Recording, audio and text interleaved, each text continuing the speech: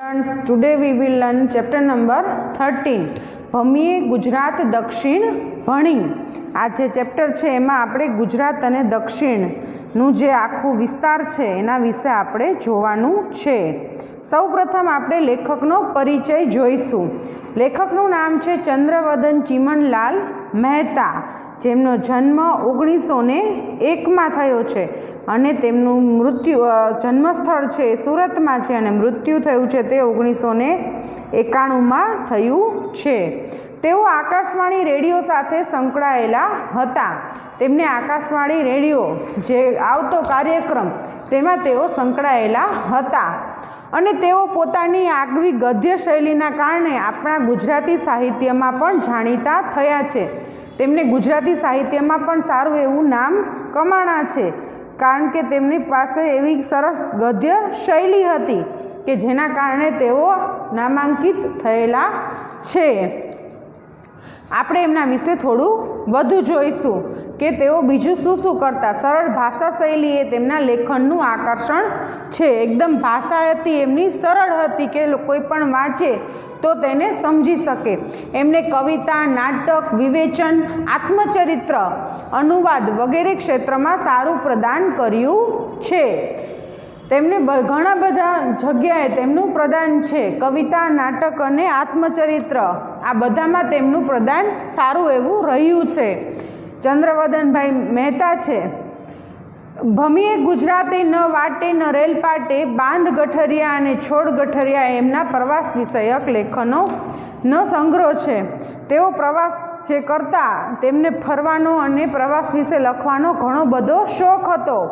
તેમને લખેલું છે કે ભમીએ ગુજરાતે ન વાટે ન રેલ પાટે, બાંધ ગઠરિયા અને છોડ ગઠરિયા એ એમના પ્રવાસ વિષયક લેખનોનો સંગ્રહ છે। આ બધા એવા એમને પ્રવાસના સારા એવું વર્ણન કરેલું છે। દરેક પ્રવાસ વિશે તે સારું એવું લખી શકે છે।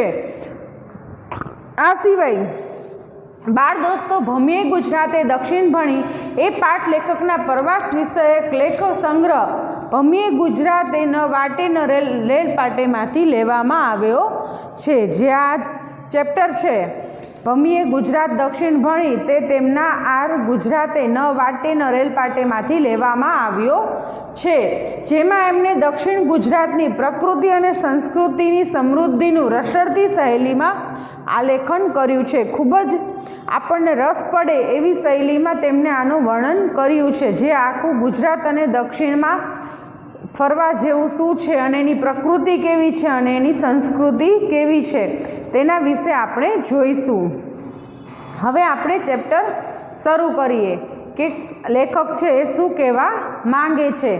તો સૌપ્રથમ કહે છે ખુશનુમા સવાર છે, આપણે સાગરકાંઠો નહીં છોડીએ, દરિયો અહીં પોતાનું ભારે સિંગોડું ગુજરાતમાં ભરાવવા ફાફા મારે છે। એમ કે સવાર છે કેવી છે, ખુશનુમા છે અને આપણો જે સાગરકાંઠો છે એ આપણે નહીં છોડીએ। એ પોતે સાગરકાંઠાના રહેવાવાળા હતા, સુરતથી નજીક। દરિયો અહીં પોતાનું ભારે સિંગોડું, જે સાગરકાંઠો છે, દરિયો છે, એ ગુજરાતની અંદર આવવા માટે ફાફા મારે છે અને ઊંચે ખંભાત બાજુ ભોંકે છે। પણ અહીં આ ઉભરાટ અને આ નદીઓના સારસંગમપણે ભીમપોર, ડુમસ ને હજીરાની દીવાદાંડી, સૂર્યની પુત્રી તપતી એટલે કે તાપી નદી છે, તાપીનો મરોડદાર સાગર સંગમ, તાપી નદીને સૂર્યની પુત્રી કહેવામાં આવી છે અને જે નદીઓનો સાર સંગમ છે એ પણ આપણું ધ્યાન ખેંચી રહ્યો છે। તાપીનો જે વળાંક છે એકદમ મરોડદાર છે। અહીં તો હેલિકોપ્ટર હોય તો જરા ઊંચે જઈને જ જોવાની મજા આવે। અમદાવાદ મુંબઈ વચ્ચે દોડતા અથવા ભાવનગર જતા વિમાનમાંથી આ પડખું ભારે ચિત્રાત્મક લાગે છે। મન જાય તો જોજો કદીક, એમ કે તમારું મન ક્યારેક થાય તો તમે જોજો કે અમદાવાદ અને મુંબઈ વચ્ચે જે આપણે જાતા હોઈએ હેલિકોપ્ટરની અંદરથી તો આપણને આ વસ્તુ જોવાની મજા આવે। જો ક્યારેક તમને સમય લઈ જાય તો તમે જોવાનું ચૂકતા નહીં। મન જાય તો જોજો કદીક। ભીમપોરના ખારવા ખલાસી જગમસૂર ભલભલા દરિયા હચમચાવે અલક મલક ગજાવે અહીંથી જ પહેલો નોર્વે ગિયેલો જગન કારત્યા જઈ એણે મધરાતે ઘૂમરી ઘાલતા સુસવાટા કરતા ફૂમતા મરોડતા દરિયાને દેખેલો.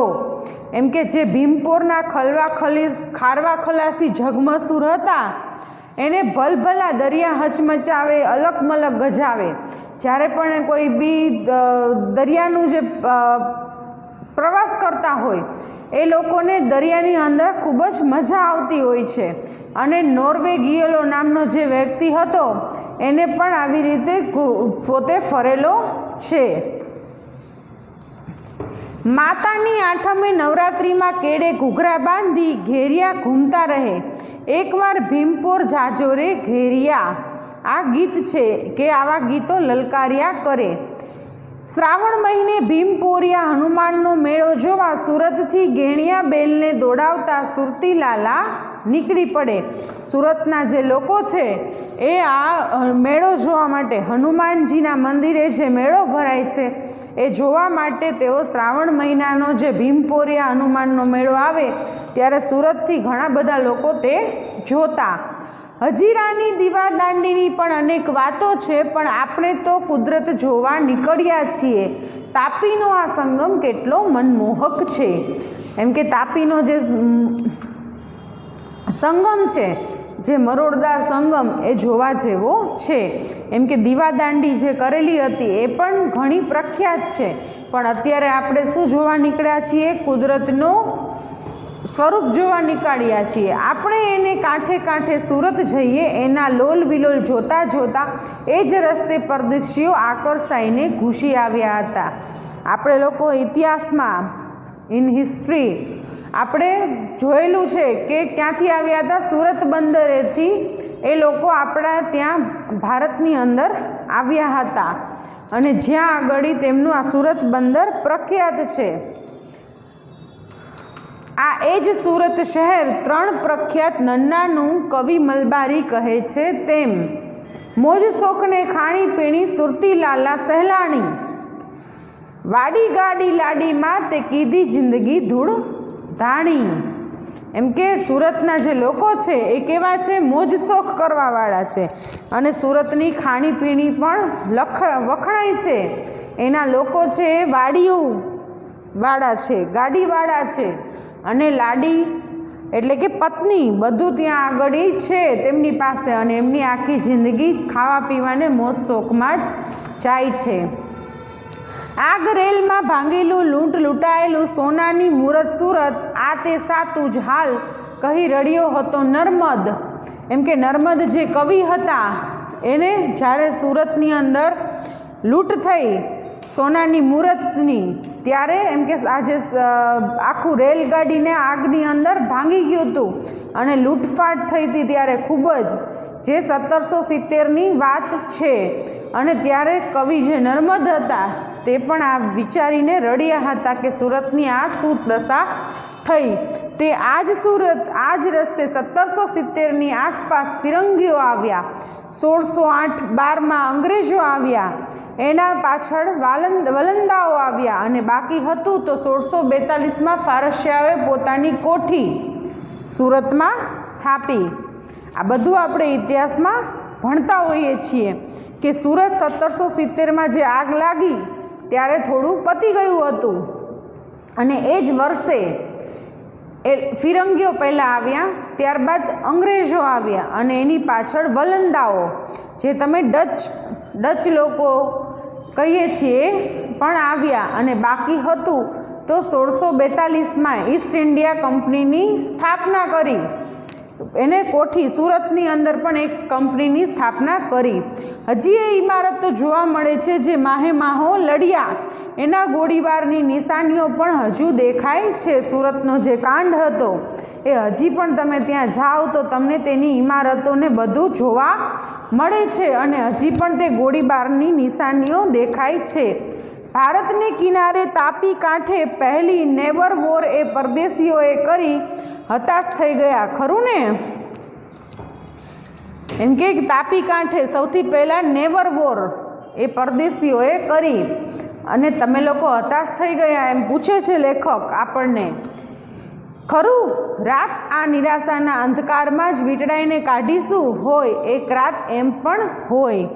એમ કવિ કહે છે કે હવે નિરાશ થવાની જરૂર નથી. એક રાત હતી એ આવી આપણે વિતાવી દીધી. હવેની જે રાત આવશે એ સારી આવશે. આપણે એને સારી બનાવવાનું કાર્ય કરશું. તાપી કાંઠે કિલ્લો છે. અકબરે અહીં પડાવ નાખ્યો હતો. જહાંગીર આવ્યો હતો. ઔરંગઝેબ આ પાસેના લાકડી પુલ આગળ જહાજમાં બેસી મક્કે હજ કરવા ગયો હતો. તાપી જે કાંઠો હતો એ કાંઠે એક કિલ્લો છે, જે કિલ્લાની અંદર અકબરે પોતે પડાવ નાખ્યો હતો. અને ત્યારબાદ ત્યાં જહાંગીર પણ આવ્યો હતો અને ઔરંગઝેબ પણ આવ્યો હતો. અને ઔરંગઝેબ અહીંયાથી બેસીને જહાજમાં બેસીને પોતે મક્કા મદીના હજ કરવા માટે દરિયાઈ રસ્તેથી સુરત થઈને જ ગયો હતો. ચાલો ઉઠો, ઉગતા સૂર્યને નમસ્કાર કરો. આપણે તો નદી કાંઠે જ ઘૂમીશું. શેર તો ઘણા જોયા અને જોઈશું. લેખક કહે છે કે આપણે ઘણા બધા શહેરોમાં ફરતા હોઈએ છીએ, પણ ક્યારેય નદીઓનો પ્રવાસ કરતા હોતા નથી. તો હવે એક અંધારી રાત છે એને ભૂલીને આપણે નવી સવારની શરૂઆત કરવાની છે. અને આવી રોનક તો હવે રહી નથી. જોઈ જોઈ જીવ બળે. ચાલો કતારગામને રસ્તે. હવે તાપીથી કતારગામ સાઈડ લઈ જાય છે. અશ્વિની કુમાર છે તો સ્મશાન કાંઠે પણ રળિયામણો છે. પણ વરાછા આગળ કામરેજ, માંડવી અતિ પ્રાચીન શહેરો જોવા મળે. એમ કે અશ્વિની કુમાર કાતરગામના રસ્તે એક આખું જોવાલાયક સ્થળ છે, પણ એ ક્યાં આવેલું છે? સ્મશાન કાંઠે, પણ ખૂબ જ સુંદર છે. વરાછા આગળ કામરેજ, માંડવી આ બધા શહેરોના નામ છે જે જોવા મળે છે. અને આગળ જોઈશું તો હરિપુરા, અને એની પાસે જ બારડોલી. એક હિન્દી કવિ કહે છે તેમ એ ભારતનું થર્મોપોલી, જ્યાં આગળ આપણા સરદાર વલ્લભભાઈ પટેલે બારડોલી સત્યાગ્રહ કર્યો હતો ખેડૂતોને ન્યાય અપાવવા માટે. એને ભારતનું થર્મોપોલી કહેવામાં આવે છે. બસ અમે જાણતા જ હતા કે સુરત રેલ પાટા ઉપર આવ્યું છે, તો શા માટે આટલું એ શહેર માટે લખ્યું? ભાઈ લખ્યું, લખાઈ ગયું. એક ભાંગલે તૂટેલા ગામ માટે લખ્યું. એમાં આવડો બળાપો શા માટે? એમ કે કવિ કહે છે, લેખક કહે છે કે સુરત છે રેલ પાટા ઉપર આવેલું એક શહેર છે, અને આ શહેર માટે આટલું બધું શા માટે લખ્યું? પણ એમનાથી આ બધું લખાઈ ગયું છે. અહીં નદીમાં 1612-1616ની અંદર પહેલી દરિયાઈ લડાઈ થઈ હતી. સૌથી પ્રથમ દરિયાઈ લડાઈ 1612 અને 1616 વચ્ચે થઈ હતી.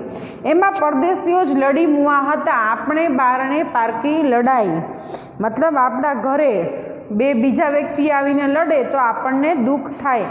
એવી જ આ વસ્તુ હતી કે બે અલગ અલગ વ્યક્તિઓ, અલગ અલગ દેશના લોકો આપણા દેશમાં આવીને લડ્યા હતા, એ પણ આપણા દેશને મેળવવા માટે. ડચ, અંગ્રેજ, ફરાંસિયા, વલંદા બધા જ લડ્યા હતા, અને અંગ્રેજોએ ખૂટો બેસાડ્યો. અંગ્રેજોએ બધાને ભગાડ્યા અને પોતે ત્યાં આગળ સ્થાયી થયા. ખૂટો બેસાડ્યો એટલે સ્થાયી થવું. ઉત્તરે વડે ડભોલી અને સિંગણપોર, જતા આવતા થાય બપોર, એમ કહે છે. પણ આપણે ડભોલીનો ભૂતિયો ટેકરો તો ચડીશું જ. ડભોલીનો શું જ વખણાય છે? ભૂતિયો ટેકરો. એ આપણે ચડવો જ રહ્યો, કેમ કે ત્યાં શું આવેલું છે એ આપણે જોઈએ. કુરુક્ષેત્રનું મેદાન. શું માનવું? પાંડવોની ગુફા, ભીમની ગદા. કુરુક્ષેત્રનું મેદાન એ નામો તો ડગલે અને પગલે. એકાદ કંઈ જૂનું ખંડેર આવ્યું તો સાંભળવા મળવાના જ. ચાલતા ચાલતા લેખકને શું શું દેખાઈ રહ્યું છે? તો કુરુક્ષેત્રનું મેદાન દેખાઈ રહ્યું છે. ત્યારબાદ પાંડવોની ગુફા, ભીમની ગદા, કુરુક્ષેત્રનું મેદાન ને નામો તો ડગલે અને પગલે. એકાદ કાંઈ જૂનું ખંડેર. પણ આપણે માનવા ન માનવા સાથે ક્યાં નિસ્બત છે? તાપી નદીનો વળાંક અહીં એવો છે કે જાણે નર્મદાની સાથે જ ભળવા જવા માગેલા છે એમ લાગે, એમ કે તાપી નદીની સાથે જ આ બધું ભળી ગયું છે. પણ આપણે પૂર્વમાં સોનગઢની નજીકના જંગલમાં તો જઈએ જ ભાઈ. હા, ભય તો ખરો જ. આપણને મનમાં થાય જંગલમાં જવાની વાત આવે એટલે ભય લાગે. તો લેખક કહે છે કે ભય તો છે પણ તમે ચાલો. પણ ચાલો તાપી નદીને કાંઠે કાંઠે ડાબે હાથે સાતપુડાની હાર દેખાવા માંડે ત્યાં સુધી, એમ કે જ્યાં સુધી સાતપુડાની હાર, સાતપુડા પણ શહેરનું નામ છે, ત્યાં સુધી આપણે જઈએ. જાત જાતની વસ્તી, નદી સંગમ, તળાવો અને જૂના બંધો, ખંડિયેર તો ખરા જ, એમ કે આ બધું છે. પણ અત્યારે એ બધાની હાલત કેવી છે? ખંડેર થઈ ગયા છે, મતલબ એનું સમારકામ થતું નથી. હેન્ડ બાવન પણ ઠેક ઠેકાણે એવું આવ્યા જ કરશે. હવે ધરમપુર પાસે હતા એવા અહીં સોનગઢની આજુબાજુ ગામના નામોને છેડે પાડા આવ્યા કરશે. વરપાડા, અમલપાડા ગામના નામ એવા કે છેલ્લે પાડા ના આવે, વરપાડા અને અમલપાડા. પણ આપણે તો ગામ મોહિની જોઈશું, એટલે કે ગામનું સૌંદર્ય માણશું. રસ્તો બરાબર નથી પણ તે તો થઈ રહેશે. પણ સામી નજરે સાતપુડાના હેરિયા જોવાની કેવી મજા આવશે. ચાલો, એમ કે સાતપુડાના હેરિયા એટલે કે હારમાળાઓ જે દેખાય છે, પર્વતની ઊંચી ઊંચી હારમાળાઓ, એ એમને દેખાતી રહેશે. એટલે કવિ કહે છે કે હેરિયા જોવાની મજા આવશે. પણ આપણે તો તોફાની નદી કીમનો ઠસ્સો જોઈ અંકલેશ્વર જવું છે. ત્યાંથી રાજપીપળાના ડુંગરોમાં પહોંચવું છે. તેલનો વિસ્તાર ધરતી તળે અને ઉપર કાળા કાબરચિત્રા માટીના ઢેફાડા. રાજપીપળાના જે ડુંગર છે એની આ વાત છે કે તેલનો વિસ્તાર છે ધરતીની નીચે છે અને ઉપર કાળા કાબરચિત્રા માટીના ઢેફાડા. જ્વાળામુખીએ કરેલી અગણની ઉલટીઓની નિશાનીઓ, સૈકાઓ પહેલાંની વાત. આ સામે દેખાય રાજપીપળાનો ડુંગર કેવો આડો પડ્યો છે. મજા તો ઉપર જઈશું ત્યારે આવશે. જેમ ઉપર જશું તેમ આપણને મજા આવતી જશે. આ દેખાય ભીલ રાજાઓની મહોલાત. એ જ ડુંગરા જરા અટપટો રસ્તો છે અને પ્રાચીન કાળના અનેક અવશેષો પણ છે. જાળવીને ચાલજો. લેખક આપણને કાલ્પનિક રીતે આ બધી વસ્તુઓ દેખાડી રહ્યા છે, જાણે આપણે એમની સાથે જતા હોય તેવી રીતે. એટલે એ કહે છે કે ડુંગરનો રસ્તો છે, જરા અટપટો છે, તો તમે સાચવીને ચાલજો. આ બાંધ્યો દરવાજો તોતિંગ ઘણો જૂનો, કોણે બાંધ્યો હશે કોણ જાણે. પણ આ ડુંગર ઉપર કોઈ સાંસ્કૃતિક સામ્રાજ્ય ઉગી આથમી ગયું હોય. હવે અહીં હવા ખાવાનું નવું સ્થળ બનશે એવી વાતો સંભળાય છે. જે ડુંગર ઉપર ચડ્યા છીએ એ ડુંગર અત્યારે જૂનો થઈ ગયો છે. તેની અંદર કોઈ એક સંસ્કૃતિ આવી છે અને જતી પણ રહી છે, પણ આપણે એનાથી કાંઈ મતલબ છે નહીં. અહીં હવે હવા ખાવાનું નવું સ્થળ બનશે. આપણે જરા ઊંચે ચડીએ. રસ્તો બરાબર નથી. સવારે પૂર્વમાંથી તેજનો જગારો ઉપર આવતો દેખાશે. હવે તો દૂરની જેમ સમીપથી પણ ડુંગર રળિયામણો લાગે છે. માંડવગઢની રાણી રૂપમતીની જેમ આપણે રેવાજીના દર્શન કરવા ગિરી અટારી ચડ્યા. એમ કે સવારે પૂર્વમાંથી તેજનો જગારો આવતો દેખાય છે અને હવે દૂર પણ નથી. ડુંગર ખૂબ જ આપણને રળિયામણો લાગી રહ્યો છે. આપણે રેવાજીના દર્શન કરવા જતા હોઈએ અને રાણી રૂપમતીની જેમ આ વસ્તુ થઈ હોય એવું લાગે છે. વિદ્યાવાન ખૂંદી સાતપુડાની હારમાળાને આગવી રાખી નર્મદા મૈયા ગુજરાતે પધારતા કેવા જાજલ્યવાન માન બને છે. જ્યારે નર્મદા નદી, તાપી નદી પૂરી થઈને હવે આગળ વધતા આપણને કઈ નદી આવે છે તો નર્મદા મૈયા, જે ડુંગરની અંદર સમાયેલી છે. અને નર્મદા મૈયાના આપણે દર્શન કરવા છે. પણ કેવી છે નર્મદા મૈયા? તો એકદમ જાજલ્યમાન દેખાય છે. ક્યારેક ધોધથી, ક્યારેક વિશાળ પટ્ટે, ક્યારેક હરણફાળે, ક્યારેક ગૌરવ ભર્યા આ માં નર્મદા, એમ કે નર્મદાના જે અલગ અલગ રૂપ છે, ક્યાંક ધોધની જેમ વરસે છે તો ક્યાંક વિશાળ પટ્ટા સ્વરૂપે પોતાનું પાણી વહાવે છે અને ક્યાંક એટલું ફાસ્ટ એનું પાણી જતું હોય છે ધોધની અંદર કે જાણે હરણફાળ ભરતી હોય તેવું લાગે છે અને ક્યારેક ગૌરવ ભર્યું એનું સ્થાન છે. નર્મદાને આપણે શું માનીએ છીએ તો કહે છે માતાનું સ્થાન આપણે દીધું છે નર્મદા મૈયાને. 950 કિલોમીટરનો કાંઠો અમરકંટકથી અહીં સુધી માં તમે અમારે માટે શું નથી લાવ્યા. એમ કે એનો જે કાંઠો છે એ 950 કિલોમીટર જેટલો લાંબો છે, અમરકંટકથી લઈને અહીંયા સુધી છે. તમે અમારા માટે નર્મદા આવી એટલે આપણને ઘણું બધું મળ્યું છે. તો શું મળ્યું છે? રમ્ય છો, ભવ્ય છો, સોહામણા છો, આહલાદક છો, સંતાનોના શિરછત્ર છો, એમ કે સામવેદના ઉચ્ચારતા શ્લોકથી અલંકારાયેલા છો. એમ કે સોહામણા છો એકદમ. તમે જે નર્મદા નદી માટે આ બધી વાત કરી છે કે એકદમ એનું જે વાતાવરણ છે કેવું છે? રમ્ય છે અને ભવ્ય પણ છે અને સંતાનોના શિરછત્ર છો, સામવેદના ઉચ્ચારાતા શ્લોકોથી અલંકારાયેલા છો. મા સતી અનસૂયાના પરમ સખીજન છો, પ્રાતઃ સ્મરણીય છો, એટલે જ રાતવાસો અહીં કરીશું. હવાખાનું સ્થળ કરનારા કરશે ત્યારે અને આવનારા હવા ખાશે ત્યારે ખાશે. એમ કે અમે તો અત્યારે શું કરશું? તમે સૌથી પહેલાં તો સવારના પોરમાં અમને યાદ કરાવવા માટે છો કે પ્રાતઃ સ્મરણીય છો, સવારના અમે તમને યાદ કરશું અને એટલે જ અમે રાતવાસો અહીંયા કરવાના છીએ. હવાખાનાનું સ્થળ કરનારા કરશે પણ અમે તો આવનારા હવા ખાશે ત્યારે ખાશે. હમણાં તો અમે હવા ખાઈ લઈએ. આપણે પહાડ ઉપર જઈએ પણ નીચે તો તેલના ઝરણા છે અને હવે તો એને કાઢવાને ધરતીના મોં પણ બનાવાય છે. ઉપર ભલે પહાડ હોય પણ નીચે તો તેલના ઝરણાઓ વહી રહ્યા છે અને આપણે એને શું કહીએ છીએ? એના આપણે હવે જે લોકો છે મોટા મોટા અર્થતંત્રો એ લોકો પોતે એવું ઈચ્છે છે કે હવે એના મોઢા બનાવાય કે જેથી તેલ આપણને પૂરું પડે. અને તેલ કાઢવાનું જ્યાં નામ છે એને શું આપ્યું છે? ગુપ્ત ગંગા. એમ આ ગુપ્ત તેલ ધારા ફિલોસોફો કહે છે કે મન તેલ ધારવત રાખવું.